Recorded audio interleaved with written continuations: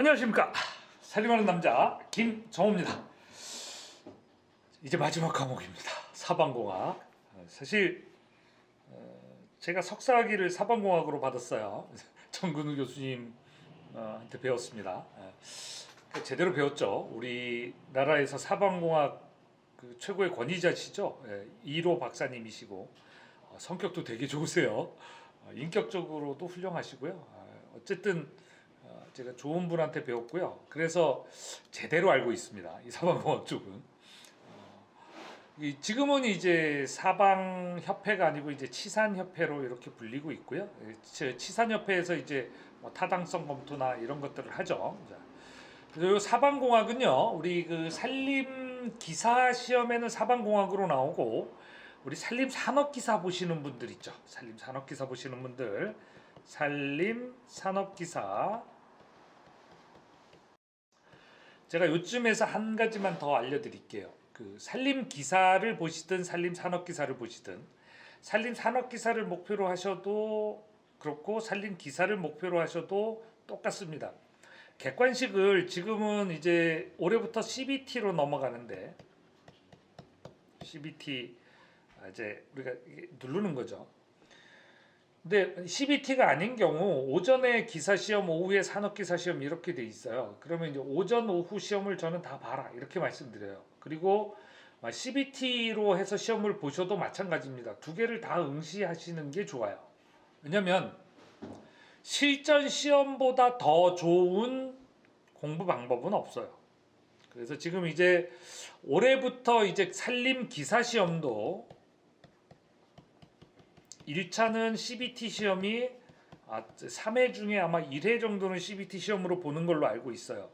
그러니까 뭐 세부적인 시행 계획은 제가 잘 모르겠는데 이렇게 CBT 시험으로 보니까 이제 그 날짜가 조금 다르겠죠. 평일에도 볼 수 있고 어쨌든 이제 CBT 컴퓨터로 이렇게 마우스로 찍어서 이제 대신 시험 문제는 가지고 나오지 못합니다. 이제 그런 이제 단점이 있고요. 이제 컴퓨터로 잘 클릭을 해서 정답을 다 맞춰야 되죠. 그리고 시험이 딱 끝나고 나면 바로 합격, 불합격 여부를 알려줍니다. 지금 예전에 이제 기능사 시험, 작년까지 이제 기능사 시험하고 기능장 시험의 객관식이 100% CBT였습니다. 올해부터 산업기사 시험하고 기사 시험까지 이제 CBT로 넘기려고 하는데요. 시험 문제를 공개하지 않겠다는 의도죠.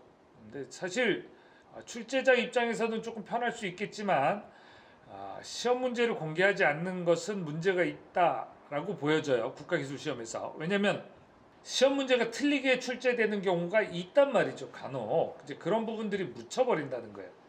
그러면 이제 그런 그 공정성이 뭐 물론 70점, 80점 넘어서 붙으면 어때? 이렇게 할 수도 있겠지만 공정성을 약간 의심받을 수도 있다. 이제 그런 면이 이제 약간 문제점은 있지만 어쨌든 시험 시행하는 쪽은 편합니다. 자, 산림 산업기사 보시는 분들은 우리가 산림공학으로 과목이 돼 있고요. 이 안에 임도와 사방이 같이 들어 있습니다. 사방공학이. 그래서 산림공학 한 과목, 총 4과목으로 이렇게 나오고요. 요거 그 산업기사 공부하시는 분들은 저기 산림공학에 포함이 되니까 혹시나 빠지는 거 아닌가 이렇게 생각하시면 안 되고 요거까지 보셔야 돼요. 공부하는 내용은 같아요. 사방공학 개론에서 일단 사방이나 이런 새로운 학문에서는 정의, 법적인 정의가 되게 중요합니다. 사방사업법 제2조에 나와 있는 정의입니다. 사방공학은 뭐다? 사방은 뭐다? 물론 정근우 교수님 그 향문사 책에도 이렇게 같이 나와 있어요. 정리가 되어 있는데 일단은 이제 법에 나와 있는 개념이 우선해서 그러니까 용어가 우선해서 이렇게 좀 봐두시면 좋을 것 같고요. 토성류에 대한 정의가 약간 특이해요. 산지 또는 계곡에서 토석, 나무 등이 물과 섞여 빠른 속도로 유출, 바깥으로 빠져나가는 것을 토석류라고 하고, 사방사업은 산지사방, 해안사방. 산지사방에는 산사태, 자 경사지예요, 경사지. 자 해안사방 이런 것들이 있고, 이제 야계사방 여기 이제 물, 그러니까 여긴 토석류. 여기 산지사방에서는 산사태 이렇게 되겠죠. 여기 산사태. 여기 이제 비염 이런 것들이 이제 방지하기 위한 거고.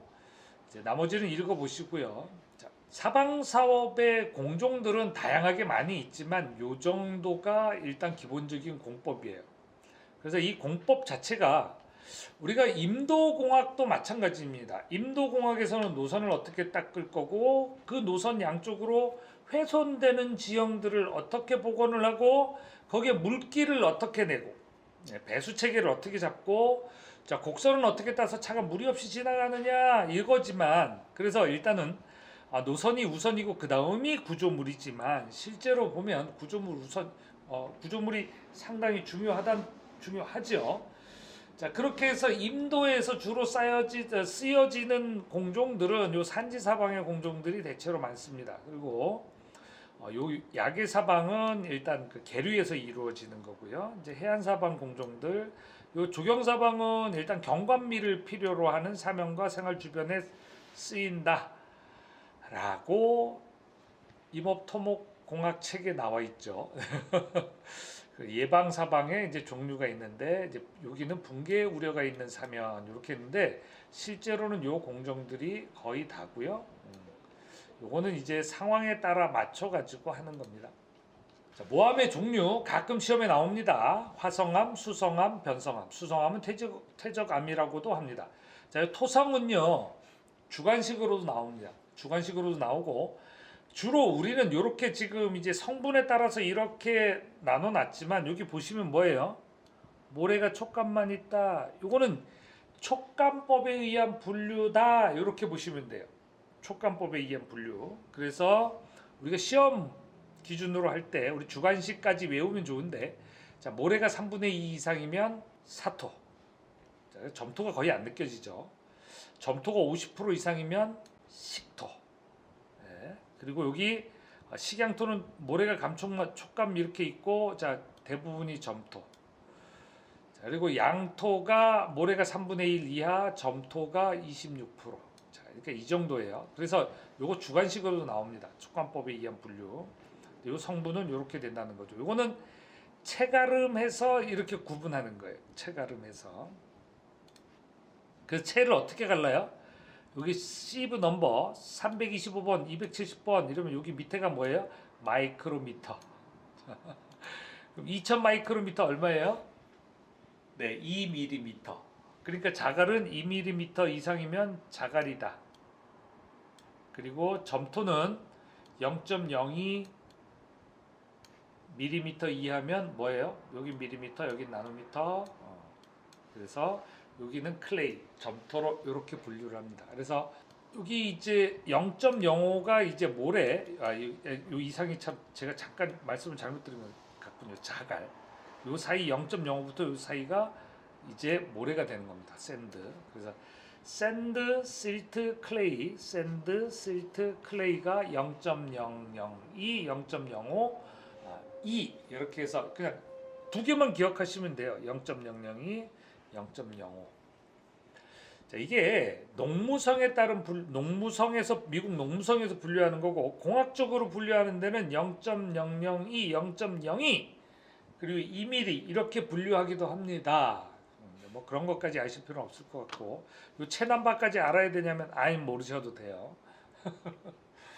자, 토양수분 가끔 시험에 나오는데 정답의 80%는 뭐예요?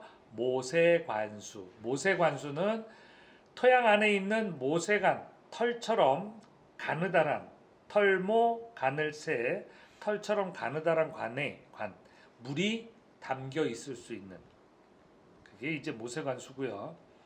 자, 지형하고 관련된 용어는 유형만 이해하시면 될 거예요. 집수구역, 물이 모이는 구역, 스트림 채널. 여기 이제 이게 물이 흐르는 길이죠. 얘는 이제 분수계예요. 유역의 경계. 자, 그리고 여기에 나오는 그 용어 중에서는 자, 유출과 침투라는 말을 용어를 이해하시면 되겠고요. 유출은 표면을 따라서 이동하는 물이에요. 침투는 땅속으로 스며든 물이 되겠죠. 그 다음에 여기 수류를 정류, 부정류, 등류, 부등류 가끔 나오는데 여기까지 구분하지 마세요. 여기까지 구분하지 마세요. 그러려니 하세요. 단위 어마어마하죠.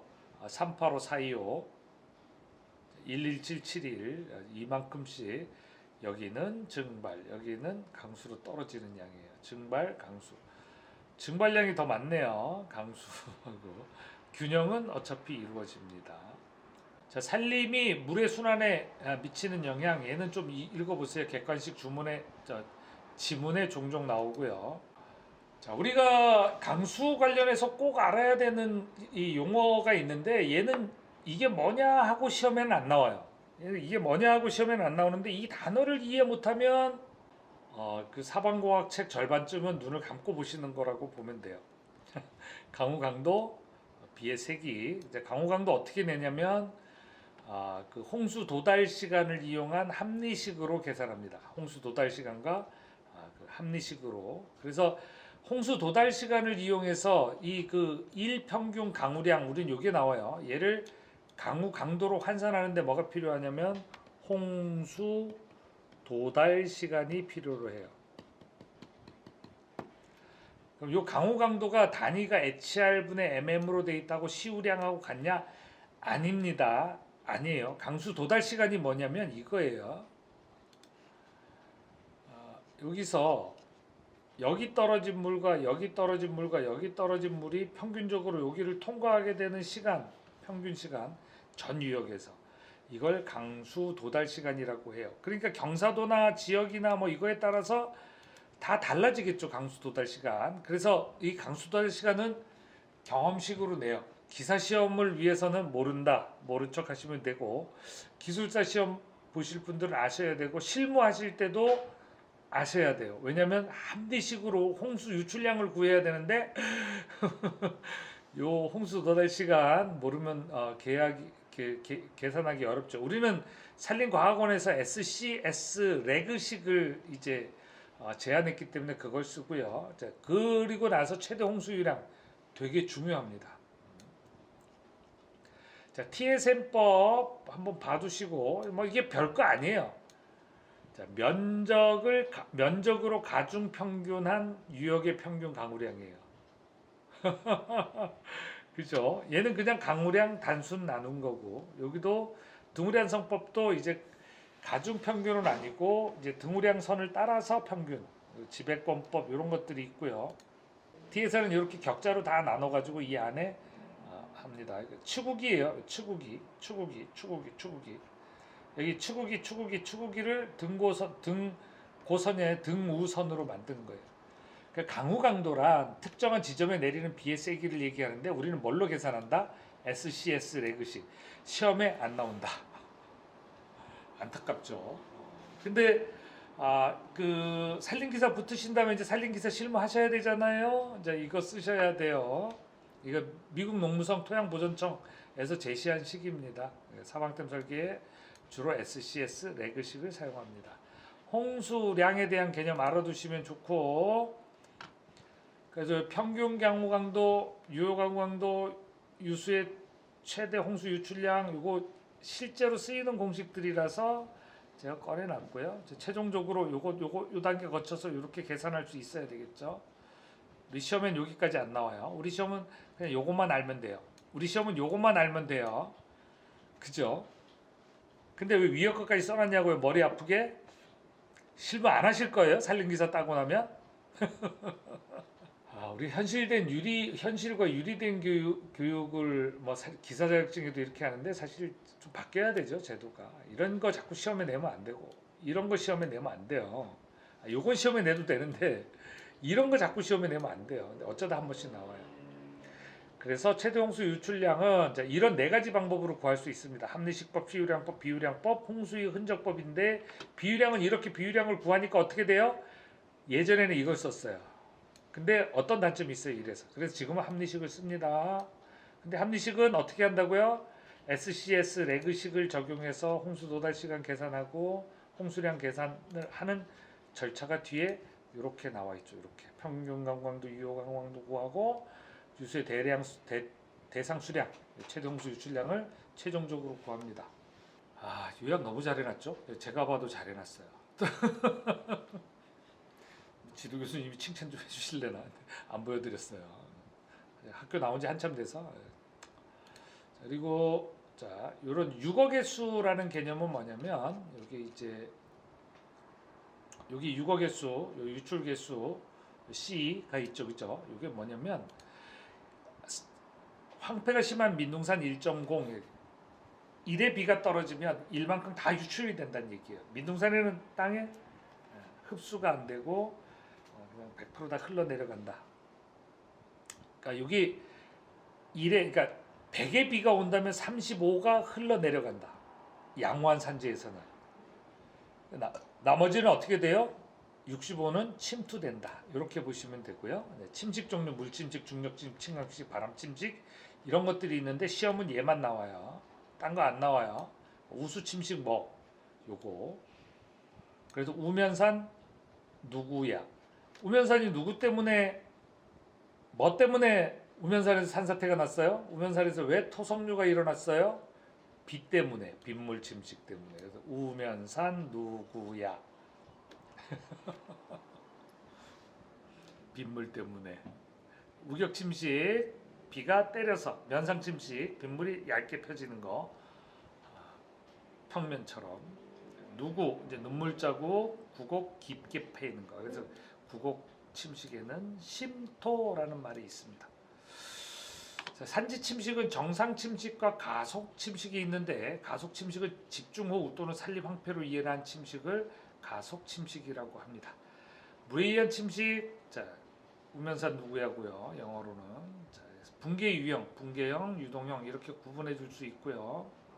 산사태, 요게 이제 그 산사태 이제 무너지는 것 자체가 이제 그냥 산이 일시 경사면이 툭 떨어져서 무너지느냐, 토속류로 쭉 계곡을 따라 흘러내리느냐, 아니면 아주 완만한 이렇게 점토 토계가 활동면을 따라서 이동하게 되느냐, 요거에 따라서 산사태, 토속류, 땅밀림 이렇게 나오는데 땅밀림은 점토질 지질 및 토양. 이거 어디 생각하시면 되냐면 포항 지진 2016년도 18년도인가요? 그때 있었던 포항 지진 진도 5.8에 인공 지진으로 판명이 났죠. 아직까지도 완전히 복구가 안 됐습니다. 땅 밀림형 산사태와 붕괴형 산사태의 기본적인 시험에 가장 많이 나오는 건 요 이동 상황입니다. 그리고 붕괴의 발생 원인 경사도 뭐 이런 것들이 있는데 자, 요 문장은 시험에 안 나와도 기억해 두세요. 배수가 잘 되는 모래흙 100% 물이 빠지죠. 그래도 35도 이상 급경사라면 급경사면은 호우시 반드시 붕괴가 됩니다. 여러 가지 원인이 있습니다. 자, 이러다 보니까 이제 비탈면의 안정 녹화를 어떻게 할 거냐 이 부분을 이제 좀 살펴봐야 되죠. 앞부분에서는 우리가 합리식으로 된 계산 방법, 합리식. 자, CIA를 주고 CIA. 자, 이 A의 면적에 따라서 분모가 헥타르면 360, A의 면적에 따라서 여기 이 A가 제곱킬로미터면 내가 3.6. 그래서 C 유거 개수 I 강우 강도. 강우강도는 어떻게 계산한다고요? 홍수 도달 시간을 이용해서. 그래서 배수구 설치 기준의 임도에서 어떻게 배웠어요? 홍수 도달 시간을 이용한 합리식으로 계산된 최대 홍수 유출량의 1.2배를 하라고 돼 있었죠. 임도는. 사방은 2에서 5배 해줍니다. 여기에 대해서. 자, 이렇게 해서 보고, 자 비탈면의 안정 녹화, 우리 그 산지 사방이죠, 그죠? 경사면에 대해서 자 사방공학 2차 시에 같이 함께 살펴보도록 하겠습니다. 수고하셨습니다.